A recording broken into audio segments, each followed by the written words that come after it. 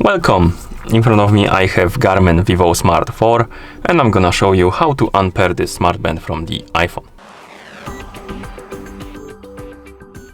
First thing we need to do is to open the Garmin Connect application on the iPhone that is paired with our smartband. Once you open the application, you can tap on the More icon, scroll down, tap on Garmin devices, and here you can select your Vivosmart 4 from the list of devices. Then tap on the More Options icon in the top right corner. Come on, like this. Then tap on Remove Device, and then you can tap on Remove. When you see this pop up, you can tap on Close All Settings.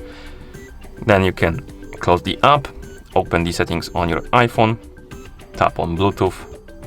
Here you should see the Vivosmart 4 on the list of devices. Tap on the info icon next to it, and tap on Forget this device, and tap on Forget device to remove it. And once you remove it, the band is unpaired from your iPhone. Thank you for watching. If you found this video helpful, please consider subscribing to our channel and leaving a like on the video.